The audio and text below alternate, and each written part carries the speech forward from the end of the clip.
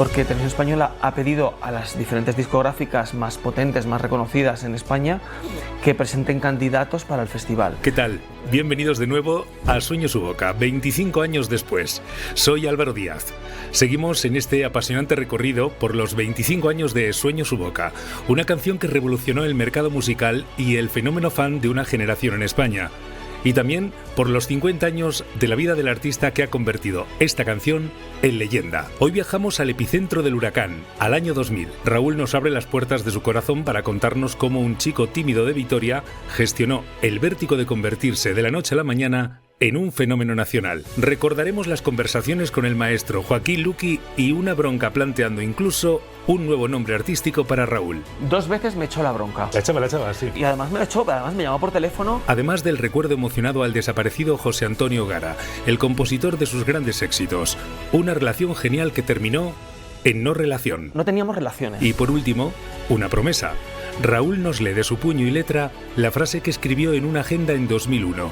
Un mantra personal para no perder la cabeza en medio de la vorágine y que hoy, 25 años después, sigue repitiéndose cada cumpleaños. Mira, hay una cosa que yo creo que solo he contado a gente muy cercana. Luces, sombras y la verdad detrás del éxito. Comenzamos El Boom, segundo episodio de Sueño su boca, 25 años después. Bienvenidos. Ay, Raúl, me está encantando este recorrido que estamos haciendo, más que por el artista, que por cierto tus amigos te llaman el artista, te llamamos. Si no lo dices, revienta. Bueno, es que lo eres. El artist. El artista, es verdad. Estamos haciendo el recorrido por la persona.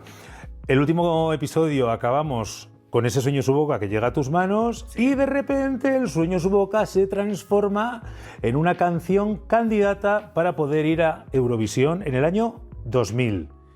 Fue eso, realmente la primera vez que yo la escuché fue finales del 99, y cuando deciden presentarla, yo creo que esto fue una prueba totalmente de la discográfica para ver si vamos a poner la prueba a ver cómo funciona esto y según cómo vaya le sacamos un disco o no. Porque ellos en principio me dijeron que sí, que me sacaban un disco, pero evidentemente me pusieron la prueba de fuego de Eurocanción 2000, que estábamos allí, no sé si éramos 14 o 15 participantes, entre ellos Anabel Conde, que hacía pocos años había quedado en segunda posición en Eurovisión, y Serafín Zubiri, que era el peso pesado, que ya había ido a Eurovisión y que ese año, pues como todos sabemos, se llevó de nuevo el gato al agua para representar a España en el festival. Yo no sé si tú veías Eurovisión, no sé si tú sabías la repercusión de este festival en España, que es uno de los países donde más peso tiene, donde más espectadores lo ven y donde es casi cuestión de Estado. Y de hecho lo hemos visto con toda la polémica con la guerra en Gaza, que España se ha puesto seria y ha dicho, señores, nosotros no, que no voy a pedir que te posiciones en esto, pero ¿tú sabías en ese momento que Eurovisión tenía tanto peso? ¿Lo veías en tu casa? Sí, claro. ¿Te gustaba? En mi casa, y además yo recuerdo de juntarnos con los vecinos ese sábado para ver el festival, para ver qué pasaba, ver la posición, y era como día grande a nivel nacional. Sí. Entonces todo el mundo estaba muy volcado con el representante, pero es verdad que hubo ahí una época de los años 90 en los que, pues no sé exactamente por qué, el festival perdió la fuerza, la notoriedad que tenía en nuestro país. De hecho, Televisión Española comenzó a hacer esta preselección porque estaba el festival en horas bajas y dijeron, vamos a darle este punto de preselección, un poco lo que es ahora el Festival de Benidorm o el Benidorm Fest, para ver si de repente como que le damos un empujón. Se equivocaron porque eligieron a Serafín Zubiri, y si te hubieran elegido a ti, cariño, pues nunca estaríamos hablando de otra cosa. Bueno, hay un 90% de posibilidades de que las cosas habrían ido bien. A las pruebas me remito que luego buscaron, con todo el cariño del mundo, que yo sé que tú lo quieres mucho, a David Civera, buscaron una calca a ti para llevarlo a a Eurovisión, porque tú el año pasado habías triunfado. Pero espera, no me hables de eso ahora, háblame de lo que es la preselección, cuando te dicen vas a ir con estos otros artistas y de repente te llegan pues todos esos miedos escénicos, todo ese, ostras, que esto va en serio. No era yo muy consciente, era más bien un inconsciente de lo que estaba haciendo, ¿no? A la discográfica me pone esta prueba, este reto de, mira, vamos a presentar este tema porque Televisión Española ha pedido a las diferentes discográficas más potentes, más reconocidas en España, que presenten candidatos para el festival. Entonces vimos los temas que habíamos grabado, que los habíamos grabado en plan muy maqueta, y decidimos que Sueño su boca, que hay que recordar que no era la versión que luego triunfó, petó en pistas de baile, sino que era un medio tiempo. Un medio tiempo. Que sonaba muy bien también, ¿eh? Sí, sonaba bonito, pero es verdad que sonaba un poco más antiguo. Le faltaba, yo creo que la fuerza que luego se le dio con el remix latín que sonó en todos los lados, ¿no? Y yo creo que esta noticia pues me llegó, pues yo creo que a los mismos ritmos que va ahora lo que es la preselección de Benidorm Fest. Para noviembre, diciembre nos dijeron quiénes éramos los candidatos y sabíamos que se iba a hacer en febrero. Cuando de repente nos dicen que va a ser el 8 de febrero, que es... Un día antes de tu cumpleaños. Un día antes de mi cumpleaños, que yo siempre lo digo con mucho cariño, ¿no? Yo estaba allí sentado, ya había cantado, estaba esperando al resto de participantes que actuaran y estaba cumpliendo los años en ese preciso momento. Para mí era bonito. Y recuerdo pues esos primeros nervios de ir a un plato de televisión, de ver cómo funciona todo en el backstage. Porque tú habías estado solamente en la ETV.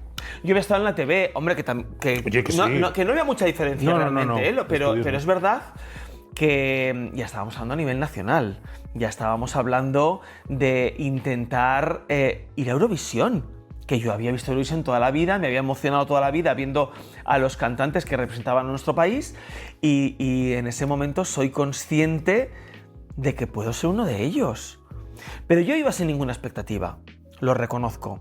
Yo escuchaba las canciones, había algunas canciones que parecían muy buenas, había intérpretes que me parecían muy competentes e indudablemente pues veías a artistas que ya habían estado, que ya tenían Claro, es que tenías a Anabel Conde que había hecho un segundo puesto. Un segundo puesto en Eurovisión, que aunque no había trascendido mucho, porque por lo que decíamos antes de que él no tenía esa notoriedad el festival, pero era una señora ya con una trayectoria detrás, un Serafín Zubiri, el que yo había cantado 1000 canciones antes y que de repente pues estabas ahí codeándote con ellos.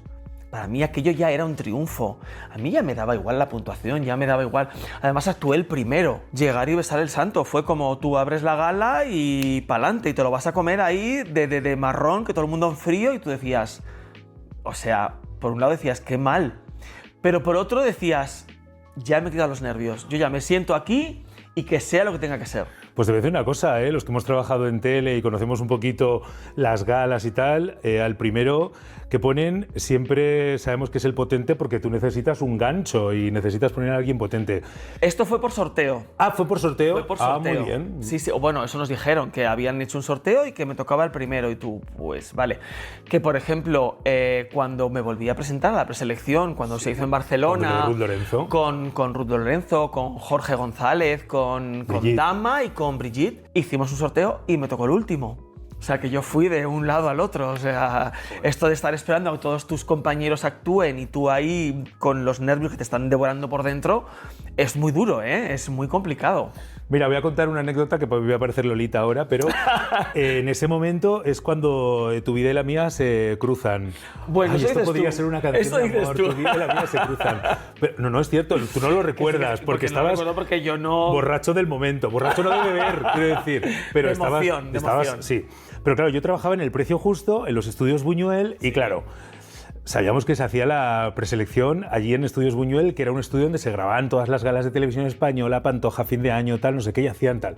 Yo que he sido el más eurofan del mundo, claro, todas las chicas, digo chicas porque es con las que yo me relacionaba, ¡ay, que van a hacer Eurovisión!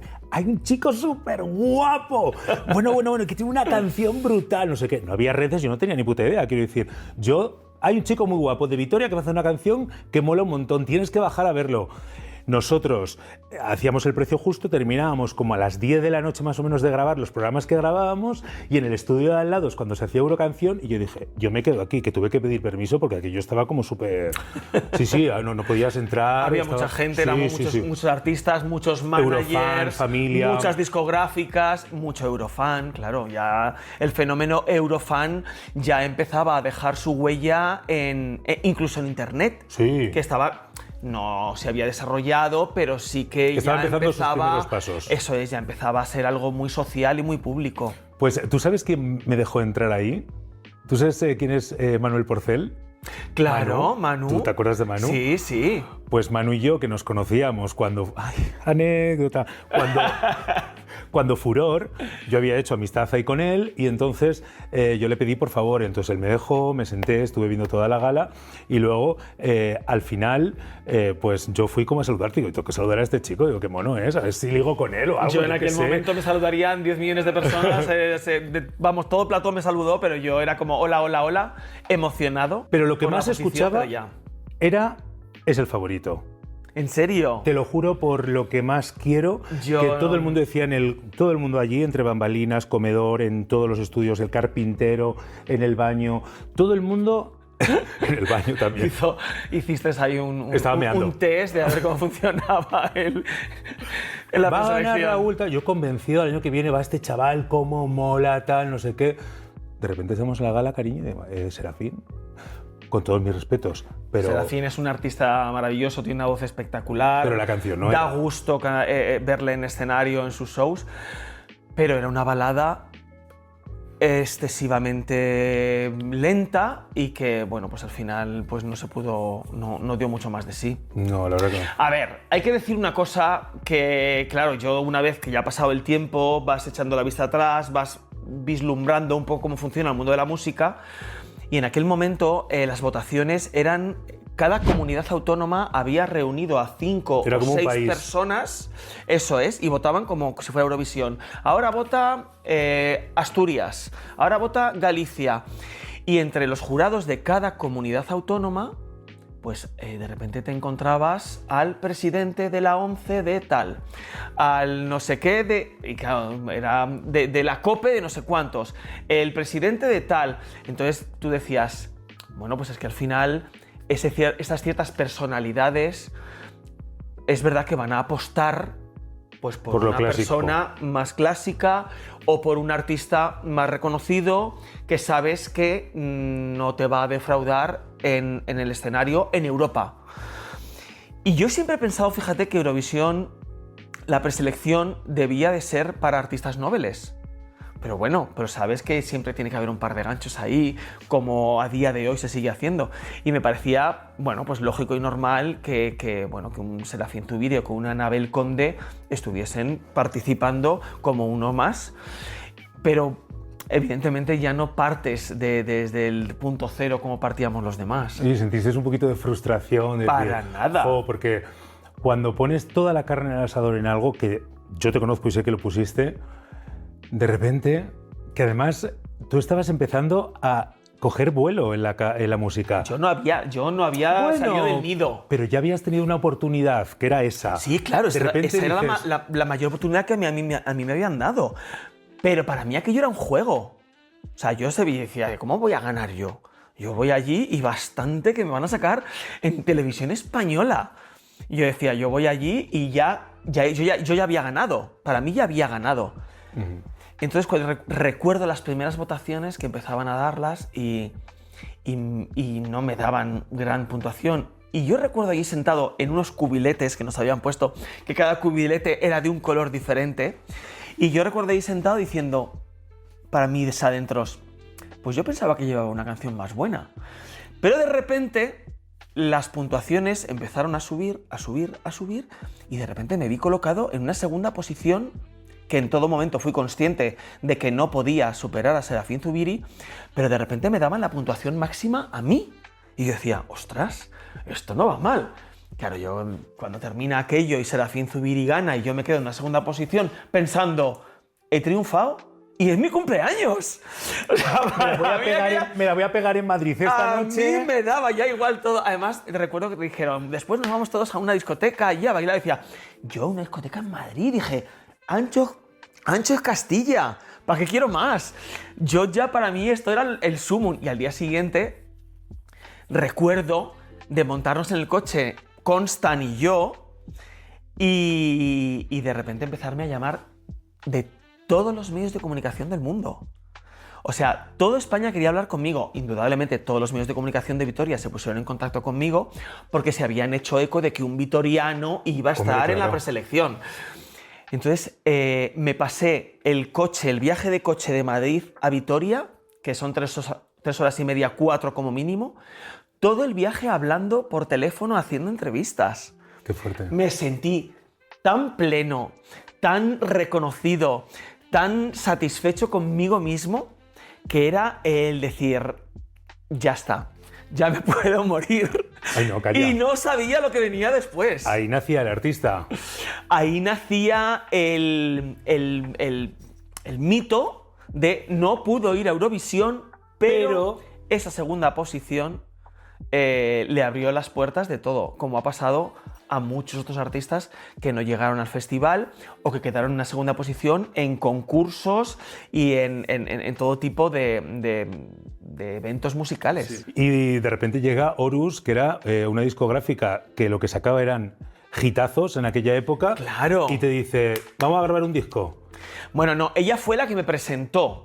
Ah, ella fue la ella que te presentó. presentó. Ah, vale, perdón. Sí. ¿Pero tú ya habías firmado con ella? Yo estábamos ahí. Algo previo. Estábamos ahí ya. Si va bien la cosa. Claro, ellos fueron los que me pusieron la prueba de vamos a enviarte.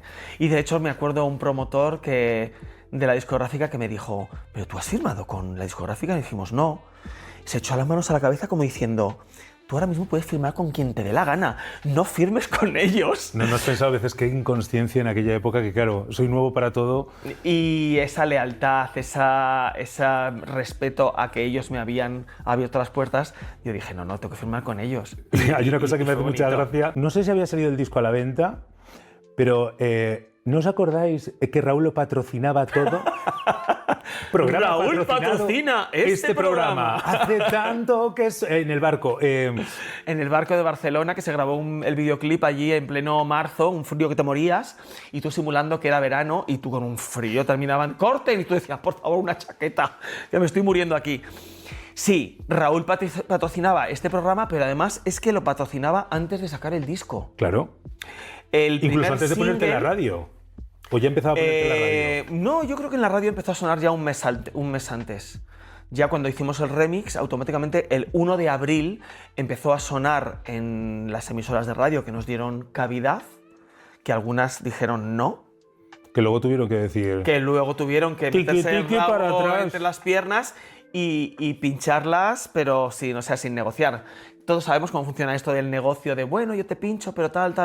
Vale, había emisoras que desde el primer momento dijimos, vale, sí, llegamos a un acuerdo, y otras grandes, muy grandes emisoras a nivel nacional que dijeron, no nos interesa nada este producto, y cuando llamaron y dijeron, oye, que ahora sí queremos, la discográfica dijo, pues vale, pues haced lo que queráis, ponerlo. Qué fuerte. Que ya no vamos a decir cuáles, pero tú y yo sabemos cuáles. Bueno, sí, lo podemos... y otras, sin embargo, como Cadena Dial, desde el minuto 1 dijeron, este es un artista nuestro, y me pincharon y me mimaron y me quisieron. Vamos, que en unos meses, videoclip, canción de éxito, disco grabado, número 1 en ventas, entrevistas... No, nunca fui número 1 en ventas. Es verdad, porque aquel año, ¿qué pasó? Pues no pasó absolutamente nada. La cuestión es que cuando empezó a sonar y cuando Raúl patrocinaba este programa, Raúl estaba en su casa, en la tienda de su madre. Ay, bueno, por favor, es verdad. Vendiendo pan, vendiendo fruta, cargando y descargando la furgoneta de mi madre. O sea, eso fue muy surrealista. Ostras, porque Raúl patrocina este programa, pero Raúl estaba en la tienda de su madre vendiendo como cualquier día normal. Y eso fue muy bonito. Pensarías alguna vez, esto es un sueño. Era un déjà vu. Era un déjà vu constante de esto lo estoy viviendo todos los días viene alguien y me dice, te he visto en la tele patrocinando este programa, y tú decías sí, pero yo seguía trabajando allí tranquilamente en la tienda. Bueno, perdonad que me meta por aquí, pero es que, claro, habéis empezado a hablar de medios de comunicación, hola Raúl, y aquí tengo que aparecer yo, porque es que me surgen tantas preguntas. ¿Cómo un chaval súper tímido que empieza a dar sus primeros pasos, de repente se encuentra con esta vorágine, este boom total, y te ves, por ejemplo, en tu primera entrevista en radio? ¿Tú te acuerdas de ese momento, Raúl? Yo me acuerdo de muchos de esos momentos. Yo siempre he dicho que es que había dos Raúles. O sea, el Raúl de día a día, de calle, con su familia, con sus amigos, incluso, que era más bien retraído, tímido, y el que subía al escenario. Que te crecías ahí. Que te crecías, eras otra persona. O sea, yo me sentía otra persona. Y a día de hoy ya no hay tanta diferencia, pero sí que es verdad que soy otra persona distinta. Sigo yendo por la calle y si alguien me reconoce, yo noto cómo los colores se me suben y a veces puedo parecer incluso antipático. Puedo parecer borde, a los tímidos distante, les pasa un poco eso, ¿eh? Pero no, es simplemente la sensación de indefensión. Te sientes como indefenso, no sé, ese miedo. Pero luego en el escenario no. Luego en el escenario no. ¿Y te sentías así en esas primeras entrevistas? ¿Un poco cohibido? Digamos, un poquito cohibido, pero luego enseguida me abría. En la entrevista, en la calle no. En la calle ya seguía siendo una persona más tímida todavía. ¿Fue amable la prensa contigo? Sí. ¿Se portó bien? Sí. Yo creo que la relación de la prensa, Raúl, siempre ha estado bien. Siempre me he sentido querido, respetado, casi siempre. Siempre había alguna pincelada, alguna cosita de repente que dices, pero ¿por qué? ¿Qué necesidad había de esto? Pero en general la prensa, tanto escrita como de radio, los programas incluso de corazón, siempre me han tratado muy bien. Incluso muchas veces colaboradores de televisión me han defendido ante gente que hacía comentarios totalmente fuera de lugar. Y yo en ese sentido siempre me he sentido arropado. ¿Sabes qué pasa? Que muchas veces uno recibe lo que da. Es decir, tú eres una persona muy educada, muy respetuosa y eso mismo lo percibe la persona que te está entrevistando, con lo cual es muy difícil que tengas a la gente ahí con el machete. Sí, no, y de hecho, en general, cuando he hecho así entrevistas un poco más incisivas, ya no solo en el trabajo, sino de tu vida personal, he puesto mis normas, pero notas que directamente el periodista o la periodista te está tratando desde el respeto, desde la educación, indagando. Porque muchas veces ellos también intentan indagar un poco en tu vida privada, que da mucho salseo, que da mucho tal, pero siempre desde un respeto absoluto. Entonces, tú lo agradeces. Ya no notabas que era un juego aquello, ¿no?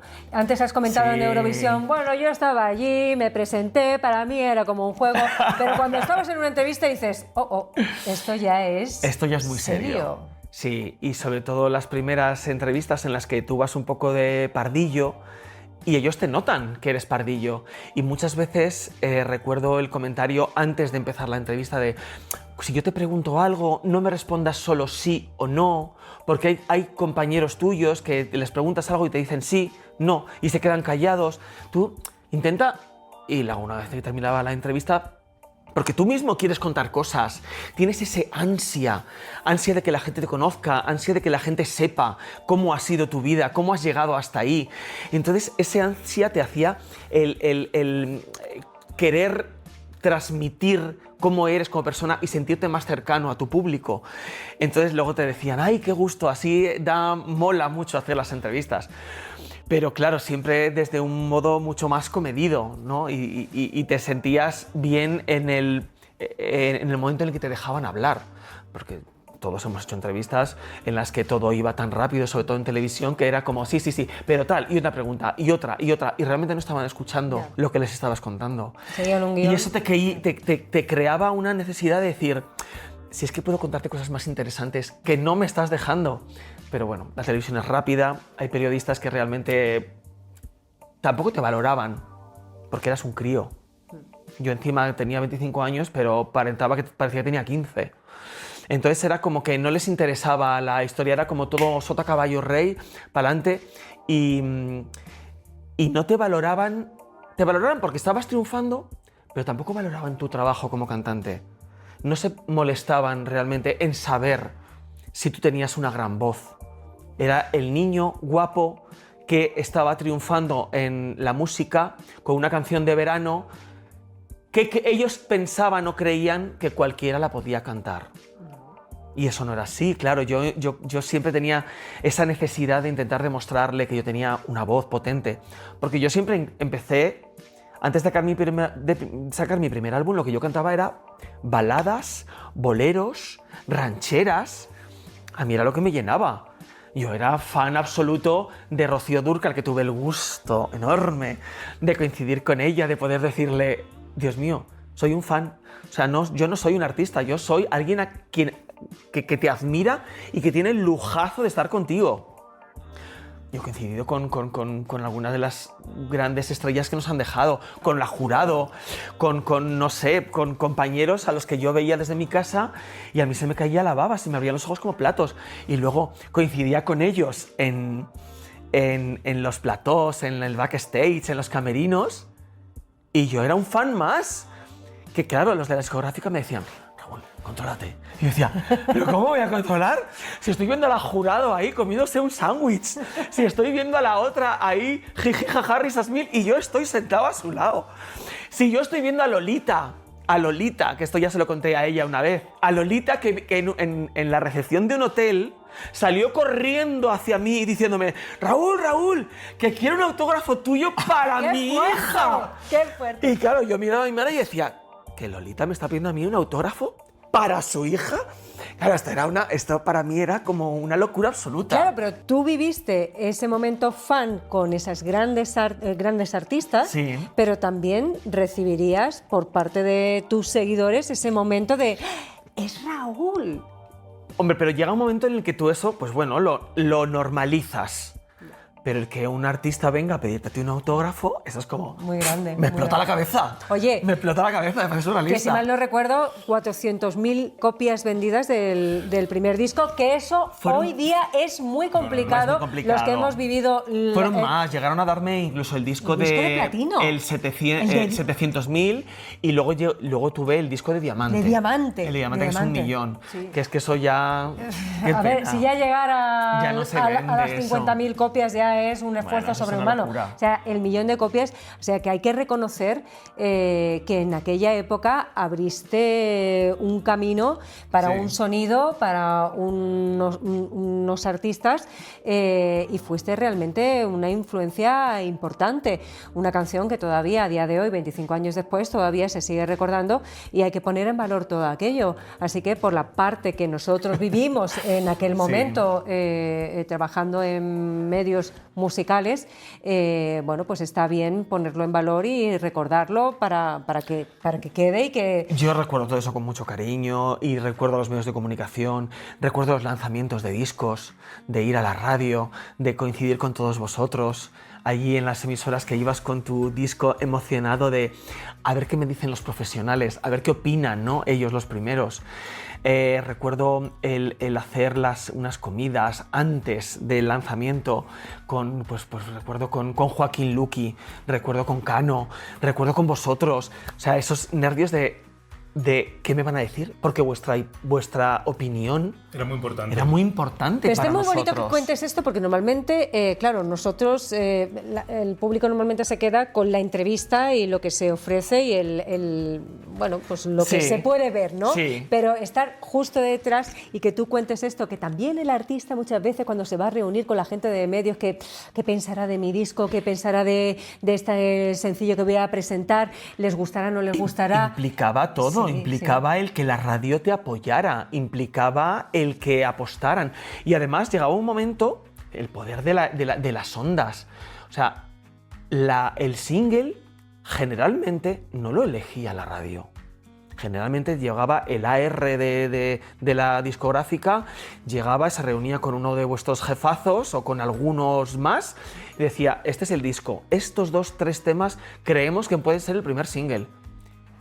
Y era vuestro jefe el que elegía cuál iba a ser el primer single. Bueno, son estrategias conjuntas donde lo que se intenta es de optimizar lo máximo posible el trabajo de un artista. Pero a veces te frustrabas y decías, pero a mí esa canción no me gusta, yo no quiero que ese sea el primer single. ¿Te gustaba? Bueno, yo puedo decir que a mí nunca me impusieron una canción como otros compañeros han dicho, de no, a mí me impusieron que estas canciones tenía que cantarlas. Yo nunca, yo siempre me reuní con los directivos de la discográfica y nos sentábamos en un despacho, empezábamos a escuchar canciones, ¿cuáles nos gustan? Estas, tal. Nos íbamos al estudio, las grabábamos y luego intentábamos más o menos decir, vale, ¿con qué queremos salir? ¿Qué canción puede ser la más pegadiza, la que más nos va a apoyar los medios de comunicación? Y tenías 2 o 3 y luego era cuando ibas donde la radio y la radio era la que elegía. O sea, nuestro poder. Pero hacía muy bien su trabajo en la radio, porque luego lo petabas. Y cuando llegabas a la radio te veías la puerta Suena el sueldo, por favor. Sueño su boca, ya sabíamos lo que iba a pasar, ¿no? O sea, bueno, no lo sabíamos, pero éramos conscientes de que tenía que ser el primer single. No, pero a ver, cuando trabajas en un medio de comunicación, sobre todo en las radios musicales, son tantos años, tanta experiencia, se ha oído tanto que al final un artista que está empezando es importante que se deje guiar, que se deje llevar, porque hay personas que han visto tanto previamente que ese instinto lo tienen, al oyente. Claro, y lo tienen muy desarrollado. Conocen al artista, saben qué es lo que mejor va a defender. Lo que pasa es que es verdad que llega un momento en el que se te encasilla. Ya. Porque yo siempre intenté volcarme un poco más hacia el lado de la balada y nunca lo conseguí. Porque yo estaba acostumbrado a cantar balada, porque yo me sentía pleno. Y de hecho, los seguidores más fieles, cuando te pedían un autógrafo, cuando los veías en algún lado, o las firmas de discos, aquellas multitudinarias que estabas 3-4 horas firmando CDs, te pedían, sobre todo, que en los conciertos cantaras esta balada, esta otra, que son las que más me gustan del álbum. Eran canciones que estaban escondidas dentro del álbum, pero que luego nunca llegaban a ser, pues eso, las destacadas a la hora de ponerlas en radio. Dime. No, digo que si me voy ya. Cuando quieras. Que estoy aquí agarrada como una garrapata. Pero el sofá lo has pagado tú. El micrófono yo. Yo me voy a despedir ahora mismo y ya me voy. Oye, muchísimas gracias por ser historia de la radio y, como tú has dicho, me ha gustado mucho. Historia de mi radio también, de mi aventura musical. Acuérdate del día de Raúl, el día de Dial, El día de Rial. Eso Dios era... mío, que me recorrí, que nos fuimos de Madrid, Sevilla, Valencia, Barcelona, creo que fue. Eso se hizo contigo, con Estopa Con los grandes. y con Jennifer López. Sí, ¿no? O sea, yo recuerdo cuando lo hicieron conmigo, creo que lo habían hecho solo con Alejandro Sanz, ¿es posible? ¿Con Alejandro Sanz también se Sí, hizo? creo que sí. ¿O con Chayanne también? Yo fui- se hizo? con Chayanne, es que se han hecho- Yo fui el fíjate, segundo, se hicieron- yo fui el segundo que hicimos el día de Raúl en Dial, que yo decía, ¡qué locura! ¡Qué paliza! Ese día terminé reventado. Ya no sabía dónde estaba, ya me dolía todo, ya no sabía... Pero claro, ahora cuando ya ha pasado el tiempo, ya con esto me despido, qué bonito es Qué bonito. que la radio Sí. sirva para conectar a los artistas y al público. Qué bonito. Y que lo hacían más cercano. Sí. Porque la radio te puede contar 1000 historias del artista, te puede poner todas sus canciones, pero la radio que te cuenta, te da el día a día del artista, que te lo hace humano dentro de su propia entrevista, eso es lo que te hace conectar con la gente. Además que te hace con una magia muy bonita. y te hace sentir que esas canciones tienen parte no solo del artista, sino también del oyente. Pues aquí acaba mi pequeña aportación. Muchas gracias, Carmen. Voy a seguir por detrás, pero voy a seguir pendiente de todo lo que Escucha, contéis. es tu casa cuando quieras. Vale. Voy a calentar las lentejas. Oye, ¿te acuerdas cuando fuiste número 1? Porque no fuiste número 1 en ventas, pero fuiste número 1 en la radio. En radio yo creo que fue número 1 hasta en Radio María, vamos. Madre mía, claro, imagínate. O sea, ¿cómo te Sí. tomas tú? Porque claro, tú escuchabas los 40 principales cuando eras adolescente, como todos y todas, y de repente verte número 1 de los 40... Sí, el primer número 1 que nos dijeron, oye, vas a ser número 1 en tal emisora, no recuerdo ahora mismo cuál, pero lo recuerdo con una intensidad de decir, ¿cómo es posible que esté codeándome con artistas a los que yo hace 4 días estaba admirando desde mi casa? Porque ¿quién sonaba Era en aquella increíble. época? Bueno, pues todos, o sea, estamos hablando de Alejandro Sanz, de Ricky Martin, de Chayanne, o sea, todos los internacionales que a día de hoy siguen petándolo, te coteabas con ellos, con Paulina Rubio, o sea, es que eran 1000, y tú estabas ahí debatiéndote siempre en el número 1, que no fui número 1 de ventas, sí en emisoras de radio, pero yo recuerdo la discográfica que me decía: Raúl, no pasa nada, no seas número 1 de ventas. Estuve, no sé, me lo voy a inventar, pero a lo mejor estuve unas 15, 20 semanas en el número 2 de ventas. Sí. El número 2 o entre los 5 primeros puestos. En AFIBE. Que eso es una barbaridad. Y luego a lo mejor en AFIBE, en la lista de AFIBE, pues a lo mejor estuve unas 40, 45 semanas. Es que además lo decía antes Carmela, es que el fenómeno FAM, que estaba un poco como lo de Eurovisión, como de capa caída, tú despertaste todo eso.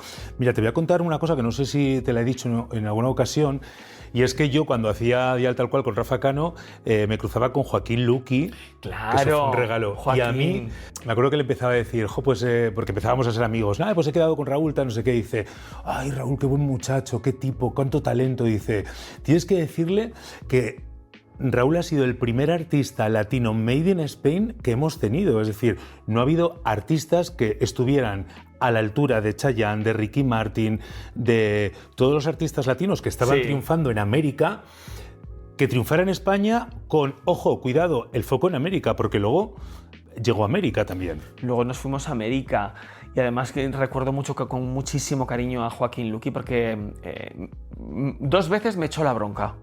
2. La echaba, sí. Sí, y además me lo echó, además me llamó por teléfono.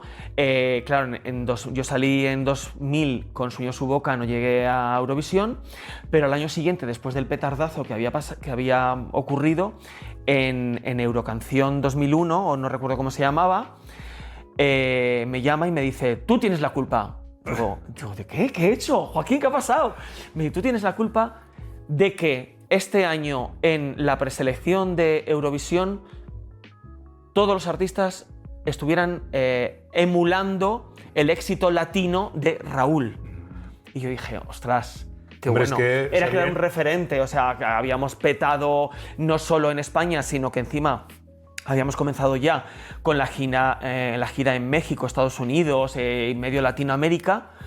Y entonces, pues evidentemente había que explotar esos ritmos latinos con toques de guitarra muy españoles que nos hacía un sello muy especial, personal, muy peculiar, y estábamos vendiéndolo en medio mundo.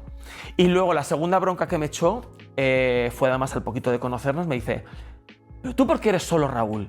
Y yo, ¿cómo que solo Raúl? Es que te falta un apellido. ¿Por qué no eres Raúl algo más? Y decía, pues es que mi nombre es Fuentes y mi segundo apellido es Cuenca. Y me decía, no tiene el suficiente gancho. Y él me lo dijo también y le dije, es que es lo mismo que me ha dicho la discográfica. Entonces yo les dije que para mí inventarme un nombre yo no quería. Así que me quedé como más familiar, como más directo y como más conectado con el público. Solo Raúl. Que además te tocó en la época de Raúl el futbolista, que eso puede ser otro podcast. O eso puede ser otro podcast. Madre mía, el chistecito de ¿qué tal? Ayer el partido te faltó un gol. Cosas así. ¿Te se daba bien? Al principio me hacía gracia, luego ya era como qué bien, otro más, que se quedó original. Oye, vamos un poco a aquella época de fenómeno que a mí siempre me ha llamado mucho la atención. Hay muchos artistas que lo han comentado, tú también. Pasáis de ese concierto de ¿cuántas personas? 40.000 personas en un estadio. Bueno, yo he visto cosas increíbles. A La Soledad del Hotel, que esto se habla un montón, pero cuidadito con la salud mental en este sentido. Que antes no se hablaba de esto. Y antes a los artistas, las discográficas, decían la gallina de los huevos de oro. Y hay que aprovechar, y mientras tú estás disfrutando y estás siendo feliz porque estás cumpliendo tu sueño, es maravilloso. Pero es verdad que cuando llegas a un tiempo, pues yo los 2 primeros años, fue 2 años y pico, fueron a tope.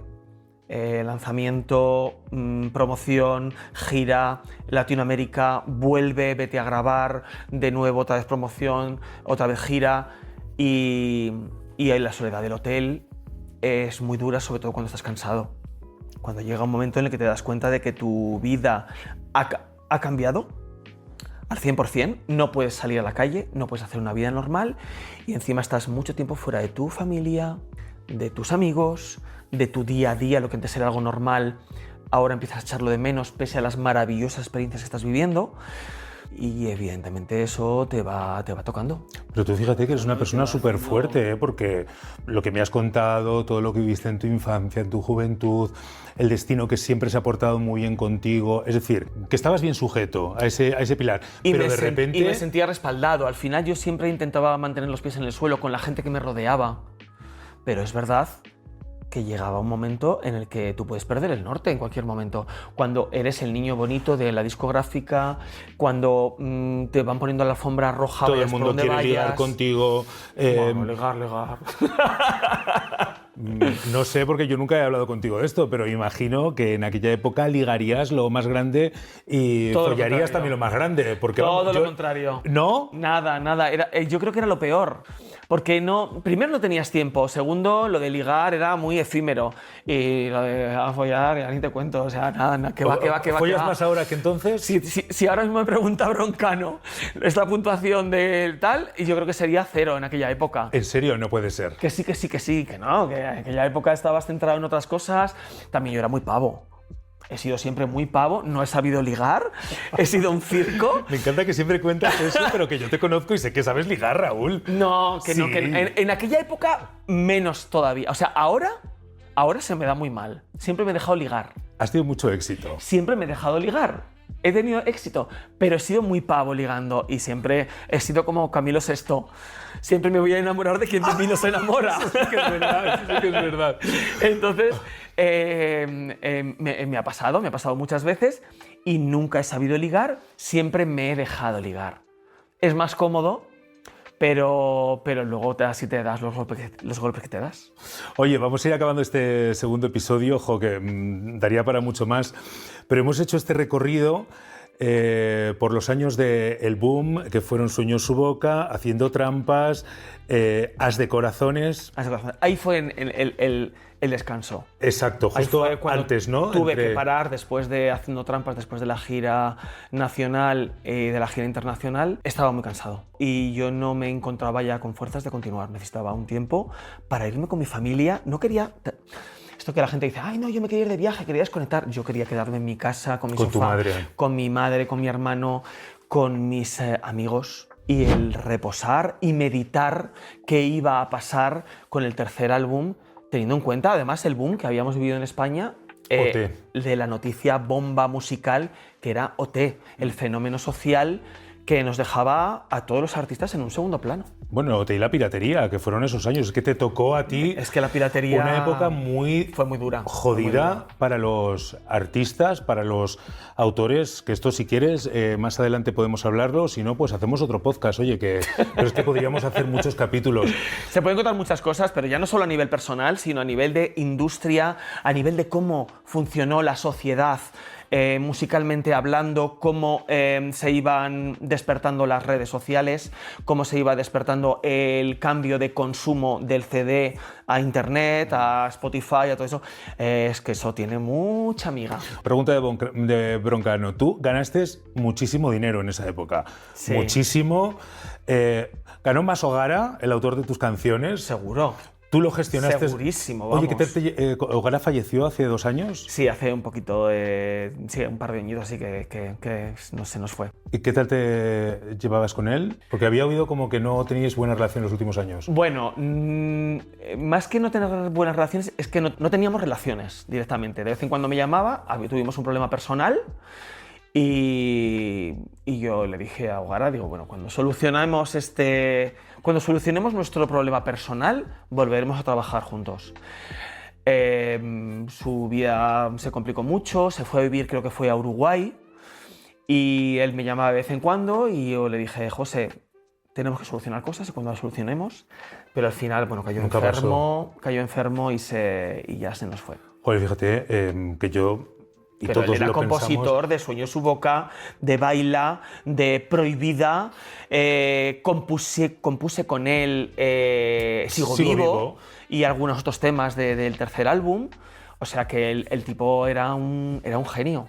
Era un genio, pero era pues también un genio loco. Bueno, igual lo que pasa gestionó mal. lo que pasa con los genios, que hay genios que bueno, pues que al final pierden lo que es el mantenerse en el suelo firme. Porque lo que decía antes, tú gestionaste muy bien la salud mental, gestionaste muy bien la fama y gestionaste muy bien el dinero, cosa que te ha hecho ahora vivir bien, tampoco con grandes lujos. Normal. Y Sí. que tú creo que fuiste consciente de que quizá eso iba a llegar un momento no que se acabara, sino que se estabilizara, que eso es lo que vamos a hablar en el siguiente Mira, hay capítulo. una cosa que yo creo que solo he contado a gente muy cercana. Yo llevaba una agenda escrita, en la que iba poniendo, en este día me voy aquí, este día me voy aquí, este día me voy aquí. Eso fue en el 2001, cuando me la regalaron. Me la regalaron a final del año 2000. Toma, para que vayas apuntando tus cosas para el 2001.